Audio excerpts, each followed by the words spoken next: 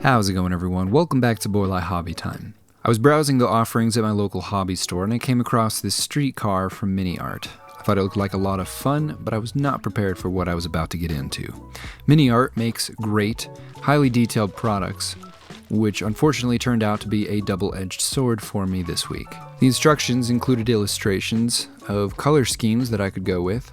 That was nice to look at. And at the end, they had some accurately scaled advertisements that I could cut out and use as well, which was a thoughtful addition.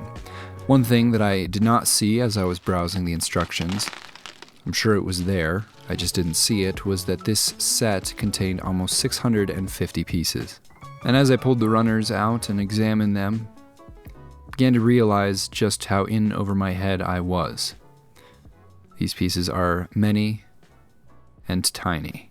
When I do large assemblies like this, I often waste a lot of time trying to find the correct runners, so I went back with a Sharpie and made those labels a little more visible. With my nippers in hand, it was time to get started. Even at this point, I hadn't figured out just how long this construction was going to take me. It was only after completing steps 1 and 2 in the instruction manual, after more than 30 minutes, that it started to dawn on me how much detail there was and how long this was going to take. I started the build on Monday at around noon, and I thought I could throw it together before I went to bed. It didn't happen. It took me about the same amount of time to complete this model kit as it took me to build 2 perfect grade Gundam kits, which was almost 20 hours. Obviously, it makes a difference when you have a snap fit kit. But even so, this was not the best option for me to choose to try and build with my current weekly upload schedule.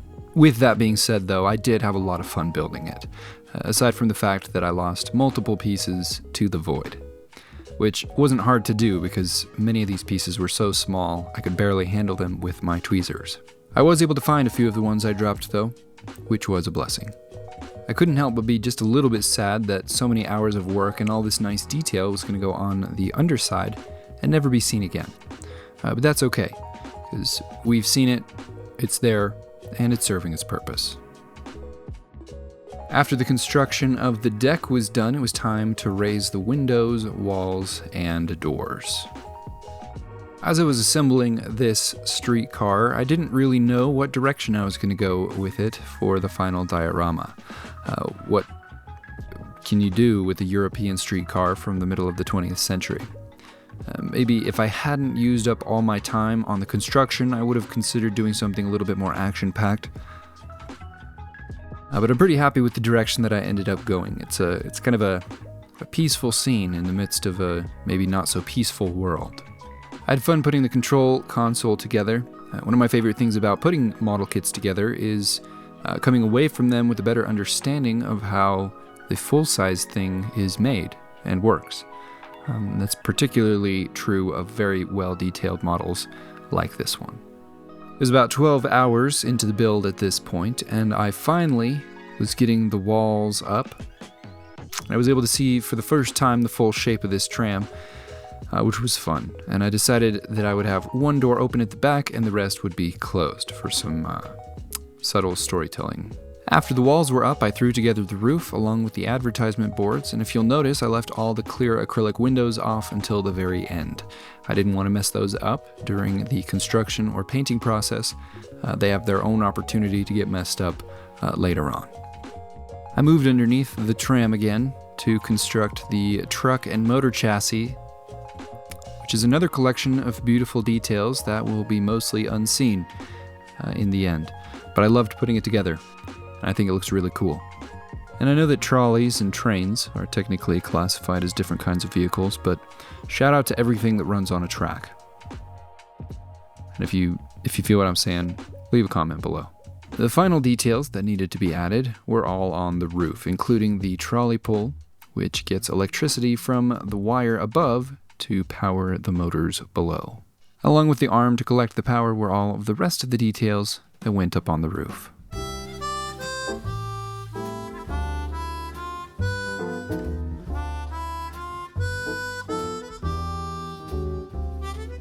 And speaking of power, I assembled the posts and the arms that suspend the wire above the trolley. That was actually a very fun process. The kit came with some additional arm options that were far more ornate, but I went with the more simple ones. It was now time to figure out the story for the diorama using the cobblestone base that came with the kit. I have this mini in the correct scale and decided this would dictate the direction for the rest of the build. He looked like a fairly normal guy, other than his 6.5-foot sniper rifle. I decided to make an abandoned tram in a nondescript post-apocalyptic world, with a man warming himself by a trash can fire, with his dogs by his side. We used the dog that obviously came with the kit, and I will be using an additional one in a minute. The next step was to give the base some detail and visual interest by breaking up the perfect cobblestone paver texture. For one, I'll be adding a manhole and a storm drain. I need to route out some holes to be able to accommodate those. After using the router bit with the Dremel to cut out the hole to a slightly smaller size than what was necessary, I eased the shape of the hole to the right fit using a sanding drum and a file.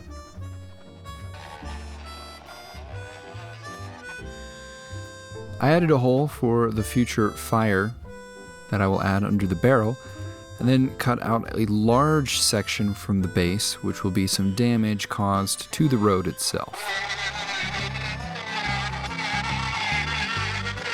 Once the shape of the hole had been cut, I cleaned up the edges with a file, and then I backed that with a piece of styrene.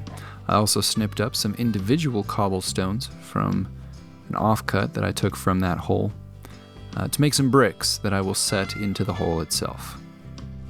But before putting those bricks in place, I filled the hole with some fine ballast, which I sealed with super thin super glue, and I used a spritzing of isopropyl alcohol beforehand to help the glue seep everywhere that it needed to go and not bead up.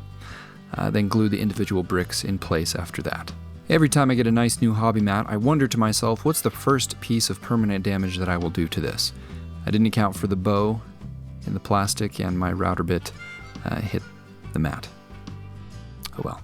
After cleaning up my mess, it was now time to move on to the painting, and while I paint, I would like to give a huge shout out to all of my patrons.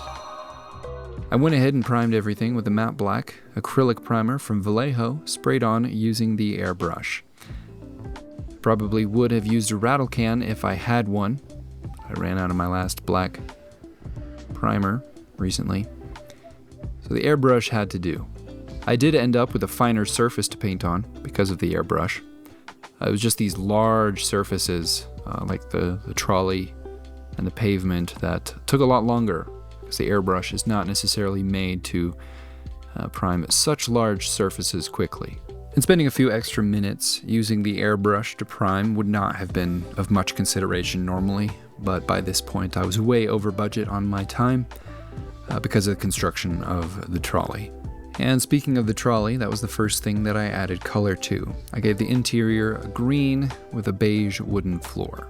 Then I moved to the outside of the car and I gave it a coat of off-white for the upper half. Then I masked off the white and reapplied the black to the top to get a nice clean line again. Moved back down to the main body of the trolley and taped off the white middle. I decided to go with a white on red color scheme. There was really no thought or intention behind this for a certain city or anything like that. The color combination just caught my eye. I applied the tape one more time to the middle section that was now red and painted a dark green to the bottom. When I peeled that off, I was really happy with the way that looked. Next, I temporarily put the lid back on and tinted all the off-white even more off-white. And I followed that by the rest of the weathering that I felt it needed. As I worked on this, I thought about adding graffiti or bullet holes or other things that would have suggested combat. I felt like having it appear just slightly abandoned without much damage led to a more intriguing question as to what caused the abandonment. And why is there a guy standing here with 2 dogs and a 7-foot sniper rifle? We'll come back to the trolley in a minute to add the windows, but for now it was time to start working on the base. I decided to give it a slap chop of sorts using white applied with a sponge. I did want to preserve all the nice contrast, as well as give it a natural look of variation. After that, I used some contrast paints to pick out individual bricks and details on the base like the manhole cover, the storm drain, and the rails. I've used this technique on vertical brick walls, but never on pavers like this, so I'm not really sure if it was the correct approach. Probably should have looked at a reference. But I actually forgot my approach entirely and just started adding washes and pigment powders like a crazy person. It was very late and past my bedtime. When I came back to it the next day, all of the wet stuff had dried and it was very dry and sandy looking. So I threw on some blue and green washes, which helped bring back some of the look that I was after. And after that, I added some moss flocking around the storm drain and the cracked area. And I finally sprinkled on some dead vegetation flocking from above. After that, I moved on to the minis. I gave the man and his fluffy dog a zenithal highlight, and then I broke out my wet palette. I switched to a brush for the remainder of the paint job. I loaded up the palette with the paints I wanted to use. I applied the wrong type of blue to begin with, and I squeezed way too much yellow out. I'm not going to use all that. And then I began painting the dog, and I believe that the dog on the picture looked way more fluffy, like one of those mop dogs. This one is far more tame. The second dog that I painted was a Doberman that I got from a box of 1 to 35 scale animals from Tamiya. It's not that I don't think the first dog would have been a sufficient companion for an apocalyptic world, but let's be real. A Doberman is far more scary of a dog than a mop dog, if we're being honest. Next, I painted up the barrel, which will have the fire in it, and there's really nothing that interesting to say about it.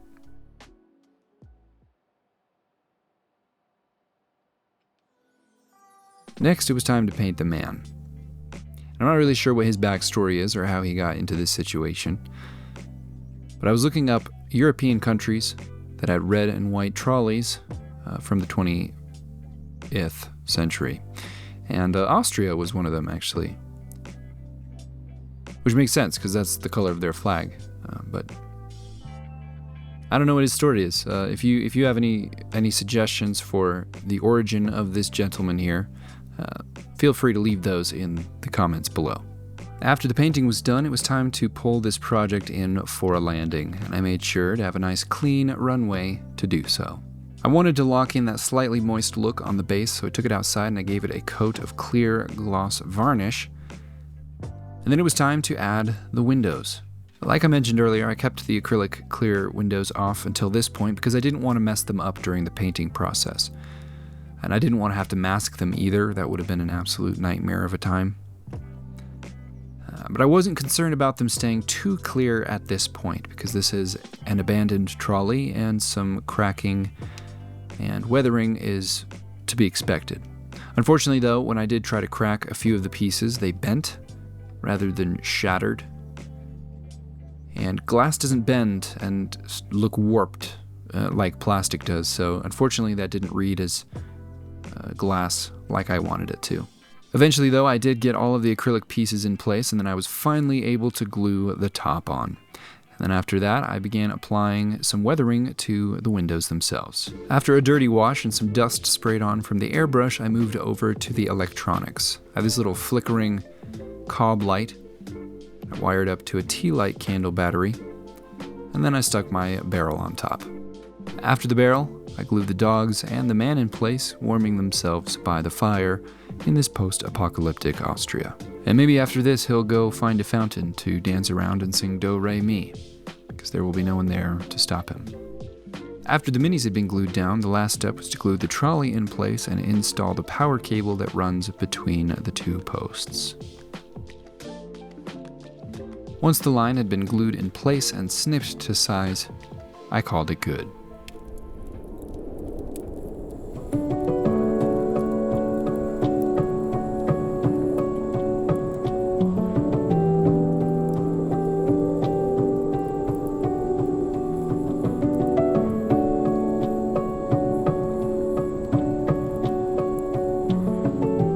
that is it for this video. Thank you all so much for watching. Hope you enjoyed. Huge shout out, as always, to my patrons. You guys are the best.